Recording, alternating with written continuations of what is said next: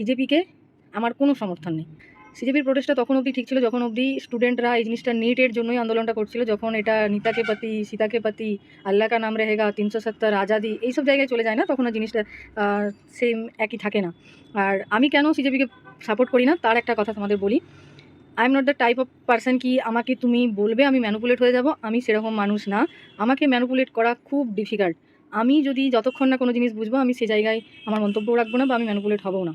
আমাদের উচিত সমস্ত কিছু সিস্টেমের বিরুদ্ধে গিয়ে লড়া।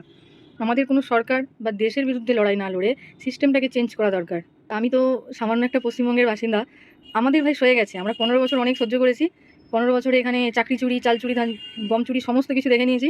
তো পশ্চিমবঙ্গের অবস্থা খুব বাজে ছিল। সেই জায়গায় দাঁড়িয়ে তো নিটের মতো পরীক্ষা আমাদের কাছে কোনো ম্যাটার না। নিট কেন, বিশ্বের যে কোনো পরীক্ষা যদি এখানে লিক হয়ে যেত দীর্ঘ 15 বছরে কেউ মুখ খোলার সাহস পেত না, কেউ কিছু বলার সাহস পেত না। তখন পুলিশের হাতে চুরি পড়ানো ছিল, কিছু বলতো না। কিন্তু এখন আমাদের সেই সাহসটা মনে এসেছে সরকার পরিবর্তনের পর, যে হ্যাঁ, in our democratic country you have a freedom of speech.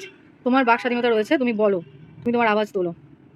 তাহলে এই না যে সরকারের বিরুদ্ধে গিয়ে বলবো বা যাকে যা মনে হলো তাই বলবো। আমি ভাই পারবো না। আর আমি সিজেপি ভাই যে পার্টি আসুক না কেন, কোনো পার্টি তো আমার ঘর চালায় না, আমি কেন তাদের হয়ে বলতে যাবো?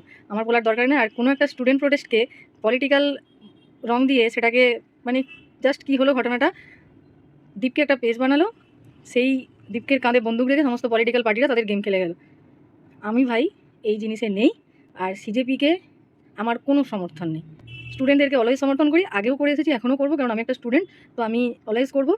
বাট সিজেপিকে আর অভিজিৎ দীপকে এদেরকে আমার কোনো সাপোর্ট নেই। যখন লাঠিচার্জ হয়েছিল তখন অভিজিৎ দীপকে বা বিজেতা দাহিয়া কেউ ছিল না স্টুডেন্টের পাশে। কেউ ম্যাকডোনাল্ডসে বসে বার্গার খেয়েছে, কেউ সেফলি বেরিয়ে গেছে। তো সাধারণ মানুষকে উস্কে তো কোনো লাভ নেই। আর এটা বাংলাদেশ বা নেপাল না যে একটা জেনজি প্রোটেস্ট করে তোমরা সরকার চেঞ্জ করবে। আমি আমার সরকারের প্রতি প্রচুর দায়বদ্ধ। আমি সরকার বা আমার দেশের প্রতি আমি কোনো কুরুচিকর মন্তব্য আমি করবো না কোনোদিন। এটা মানুষের আগে বিবেক হওয়া দরকার।